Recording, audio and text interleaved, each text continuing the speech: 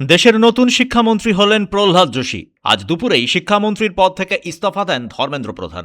দেশে ককরোচ জনতা পার্টির আন্দোলন যেভাবে সরকারকে সিদ্ধান্ত পরিবর্তনের কথা ভাবতে বাধ্য করেছে, তার পরিপ্রেক্ষিতেই নিজের ইস্তফা সিদ্ধান্ত চূড়ান্ত করেন ধর্মেন্দ্র প্রধান।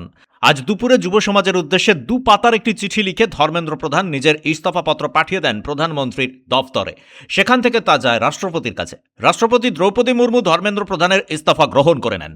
আর তারপরেই সন্ধ্যায় কেন্দ্রীয় মন্ত্রিসভা নতুন শিক্ষামন্ত্রী হিসেবে প্রহ্লাদ যোশীকে বেছে নেয়। প্রহ্লাদ যোশী কেন্দ্রের উপভোক্তা বিষয়ক, খাদ্য ও গণবন্টন বিভাগের ভারপ্রাপ্ত মন্ত্রী। আপাতত তাকে দেওয়া হলো কেন্দ্রের শিক্ষা দপ্তরও। 2024 সালে লোকসভা নির্বাচনের পর প্রধানমন্ত্রী নরেন্দ্র মোদীর মন্ত্রিসভায় আসেন প্রহ্লাদ যোশী। 5 বারের সাংসদ তিনি।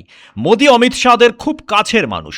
নিট ইউজির প্রশ্নপত্র ফাঁসের পর প্রহ্লাদ যোশী বলেছিলেন সরকার শিক্ষা ব্যবস্থায় পরিবর্তন আনার কথা চিন্তা করছে, কিন্তু এত তাড়াতাড়ি সবকিছু সম্ভব নয়, একটু সময় লাগবে। এবার তার হাতেই এলো শিক্ষা দফতর। এদিকে ধর্মেন্দ্র প্রধান পদত্যাগ করার পরেই সরকারের সঙ্গে আলোচনা করে নিজেদের আন্দোলন প্রত্যাহার করে নিল ককরোচ জনতা পার্টি। তবে তাদের ইস্যু এখনো অনেক রয়েছে। ব্যুরো রিপোর্ট, পূবের কলম ডিজিটাল।